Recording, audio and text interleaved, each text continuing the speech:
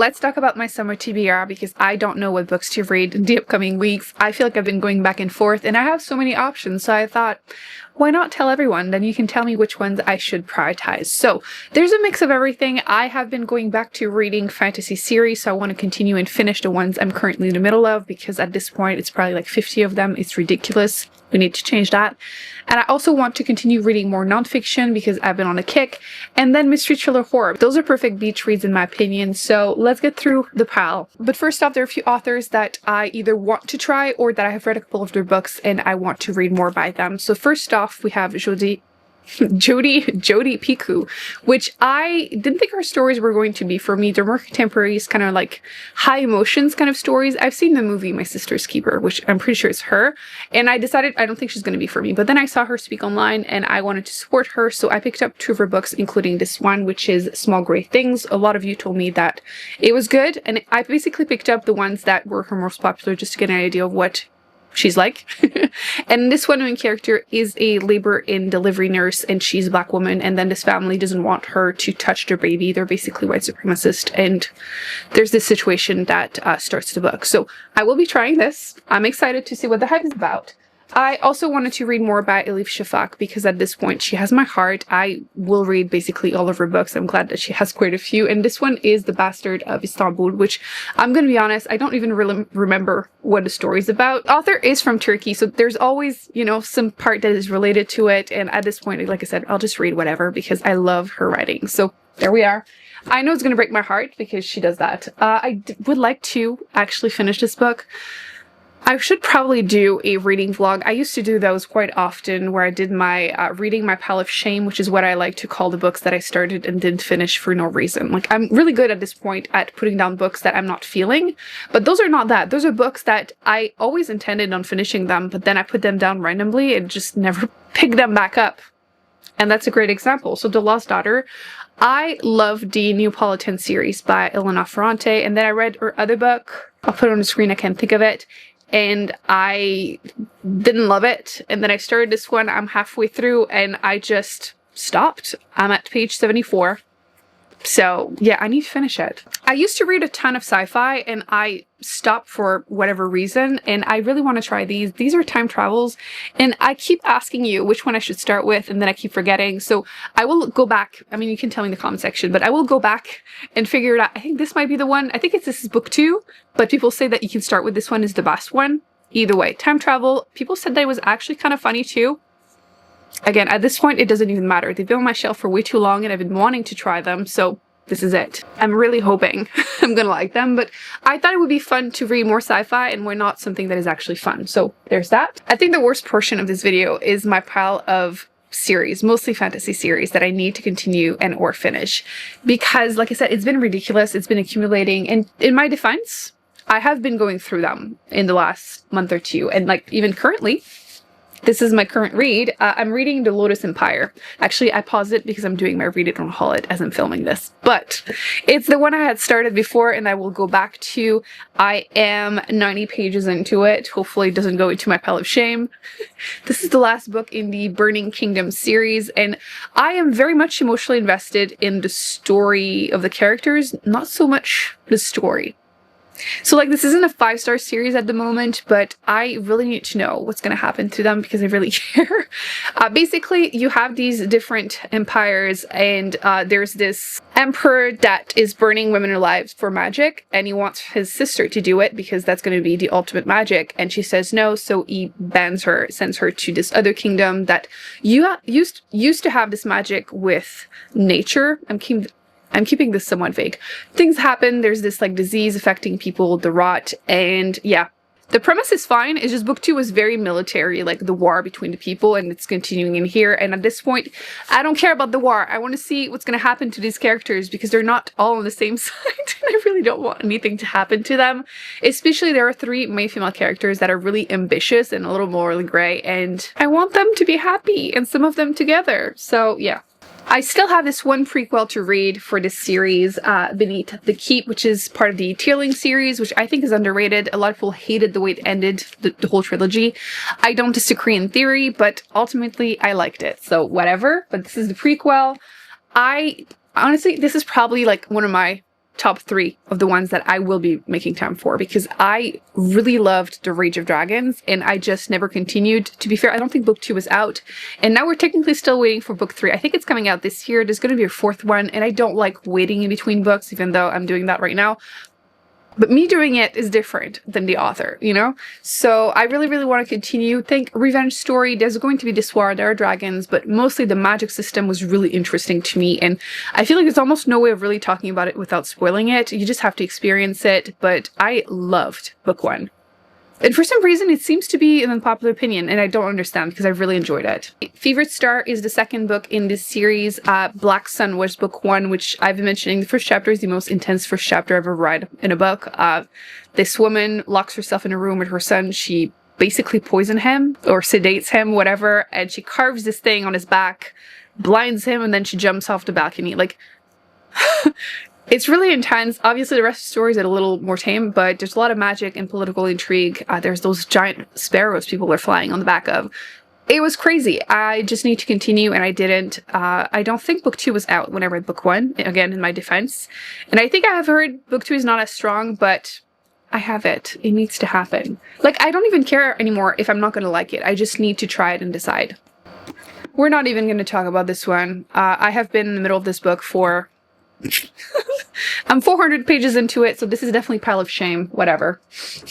No comment. For some reason, probably a terrible reason, I have been tempted to read the biggest book I have on my shelves because I think it would be a really fun challenge. It would probably take me like a whole month to read it.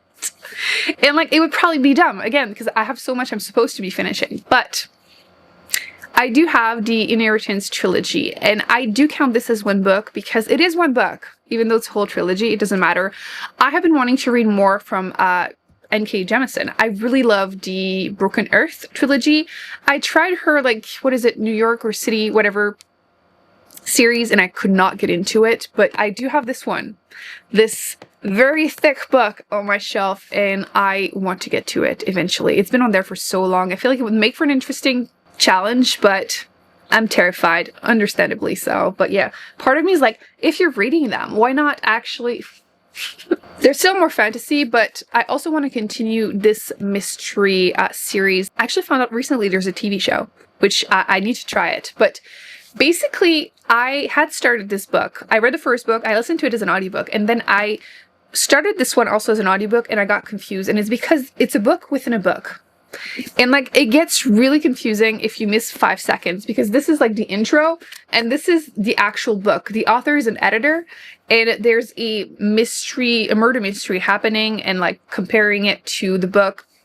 Either way, it was really fantastic, book 1, but I got really confused in book 2, so I have the physical copy, so I want to actually try it again. It feels very cozy because it happens in this small town, English small town, and the audiobook was great because of the accent, but it's too complicated for me to follow that way, so I got the physical copy.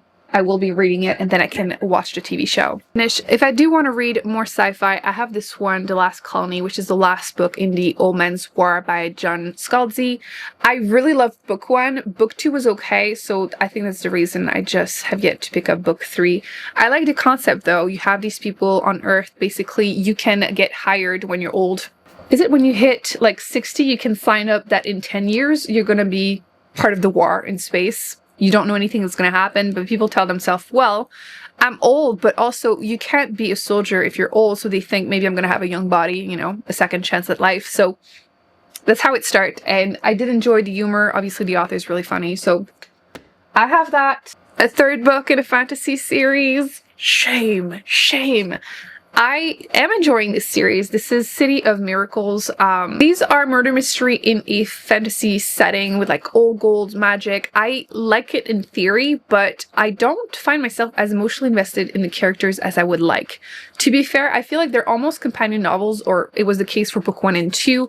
I don't know what's going to happen in the 3rd book. I just need to try it at this point. I've heard such good things about the series in general, and I gave 4 stars to book 1 and 2. I feel like I'm making it sound terrible, but it's one of those situations that if you don't pick up the next one quickly, they end up on your shelf for years. So, speaking of which, I know I read Gideon tonight forever ago now, and I do have Harrow tonight, and With the way book 1 ended, my brain can't conceptualize how book 2 is going to happen, but come on, Emily. Like, just do it at this point. Lesbians, necromancers. I like that it's a mix of sci-fi and fantasy. Another fantasy. It's not even funny anymore, but yes, The Hunger of the Gods. I liked book 1, but I think it's because I've heard so much rave reviews about the series that when I read book 1, it was okay. I gave it 4 stars, but I expected so much more that I just never continued. But I do want to, because again, I do like the magic system, so we'll try it. Like, you can see those giant gods and like tiny, tiny humans. Last fantasy book, I promise. This is also part of the pile of shame. Maybe I should do a vlog. Listen, I read the first 50 pages of the second book in the Wheel of Time and then just never continued. I had actually really enjoyed book 1. I gave it 4.5 stars. I thought the ending was a little weaker than the rest of the book, but I was pleasantly surprised. I feel like some classics fantasy haven't aged that well, but I had no issues with book 1, so I need to just do it. Now let's get to some mystery thrillers. Tall Oaks is technically part of the pile of shame. Sometimes when I don't know what to pick, I'll read the first chapter of a couple books and then pick whatever is the most appealing to me, and this was just one of the ones I didn't. I have read one book by him. I don't think he has that many books, but I did read All the Colors of the Dark. There you go. And I was really pleasantly surprised. I really enjoyed the author's writing specifically, and I wanted to try more. He doesn't have that many books, so that was one of the ones I was able to find, and I made it 2 chapters in, 20 pages, and I picked something else. I could not tell you what happened in those first couple chapters, but he writes basically stories with small towns like The Secrets and children going missing. That was the case with the other one too, so somewhat similar. It is older, so I have lower expectations than the other one, but I'm hoping I'm going to enjoy it. Salvations of a Saint is going to be my 3rd book by the author. He is a Japanese mystery thriller, murder mystery author, and they just felt really different from the other ones I have read. I feel like I'm getting to a point where I kind of resent the really popular mystery thrillers that are popular, like you go on a list on Goodreads, for example. Like so many, just recently, I filmed a video where I'm going through all the books that I have read, part of the list of the 144 most read books in 2025 so far on Goodreads. And in the mystery thriller section, out of 12, there are 7 that are Freida McFadden. And I absolutely hate her writing. And like, I understand that, you know, reading can be subjective, like entertainment is subjective, but I do think that quality of writing, there is something that is objective about it. Like, we don't have to be snobbish about it, but ultimately, I do think her writing is appallingly bad. You can still find her books entertaining, like they can be popcorn reads, but for me, I could not distance myself from the writing. I just couldn't do it. And clearly, I don't just read for quality of writing, I read for my enjoyment, but I just can't get my recommendations from these lists, basically. So I have been trying more translation, and again, I have read 2 of his books, and so far I have enjoyed them. So I have this other one by him, and this is part of a series, I think from 1 to, yes, The Devotion of Suspect X, which was actually really different and unique from the other ones I have read. So we'll try this one. And I do have The Last Mrs. Parrish, which I was told, another book, wink wink, was heavily inspired by this one and that I should try it to compare, so I will. I'm going into it with low expectations because I didn't enjoy the other one, but maybe. It has great reviews and I thought this could be a good beach read. And I do have, I didn't check how to pronounce this one. Is this Isola? I wanted to try more books from the Reese Witherspoon book club. It's been hit and miss for me, but I feel like it's not a bad way for me to get recommendations for things that are a little bit outside of my comfort zone. I believe this one is more of a romance historical fiction, but overall I just remember it sounding like the perfect summer read. So again, I wanted another like beach read kind of book. Oh, before I forget, I do want to read Catabasis by R.F. Kuang. It's her newest book. It's dark academia fantasy. I believe you have these 2 graduate student, and their professor ends up being sent to hell and they have to go and like get them. Either way, at this point I will read anything by her. I have read, she has 5 books, I have read 5, so I'm gonna continue, and I've heard good things so far. People that got ARCs, super jealous. So yes, as soon as I can get my hands on it, I will read it. And I do have an ARC, Among the Burning Flowers by Samantha Shannon, which is the 2nd prequel from The Priory of the Orange Tree. So this is after A Day of Fallen Night. and it's only 300 pages. The other ones are like, what, 800? So this one seems very short. The cover is gorgeous. I'm definitely going to pick it up unless I absolutely hate it, which I don't think it's going to happen. I have really enjoyed that world building so far. Book one was very much like a battle between good and evil. I mean, the prequel too. I felt like the prequel was better. I'm often asked which one you should start with. I recommend the prequel, but you can go either way. I think it's just fun to read also from the point of view of a queendom. So yes. I think it's my first time ever that I have absolutely no audiobooks to mention, because for the last 3 months I have listened to 0, which I absolutely never do, but I don't know what to tell you. Ooh, I also have The Keeper of Magical Things, which is another arc that I have. I have a few more fiction, but honestly at this point that's a long enough list. I think I should prioritize the authors that I wanted to try or continue reading, and then the fantasy mystery thrillers. I think that's enough, honestly. But I did want to mention some nonfiction because I'm finally back to reading them. I feel like I keep going through phases with my nonfiction. Either I went through a phase where I listened to them as audiobooks, which was a great way to go through them, by the way. And lately I'm more into reading like 5 pages a day. I don't always read just 5 pages. It's just having a very low goal makes it really easy to achieve it, and it's motivating. So if that's even too much for you, you could do like 1 page a day. Usually you're going to read a bit more. I did pick up this one recently and I thought it would be an interesting topic. It's really short. I've been really into those like quick introduction into topics kind of books. This is Ejaculate Responsibly, A Whole New Way to Think About Abortion, which when I saw that book, I knew I needed to pick it up because I'm pretty sure I've read an essay by the same author. So on the same topic too. I also recently picked up this book about walkable cities, which is also a topic that interests me. I wish I lived somewhere that was walkable. I have yet to pick up this book. I went through a phase 2-3 years ago where I read a million books. 5 books, nonfiction books on this topic, where it's basically how women are not listened to in healthcare. So this is Doing Harm, the truth about how bad medicine and lazy science leaves women dismissed, misdiagnosed, and sick. So I went through a phase where I read a couple, and this one is one of the only ones I didn't pick up that I already owned, and it's been on there for a while, and I feel like it's time. So I'm going to try to get to it. It doesn't sound like a lot, but 5 pages a day, you know, 5-10 pages a day, you go through books, like a book a month. So maybe. And then if I have time, I would like to also pick up this one, Bullshit Jobs, which you can see I did read the first like 20 pages of it.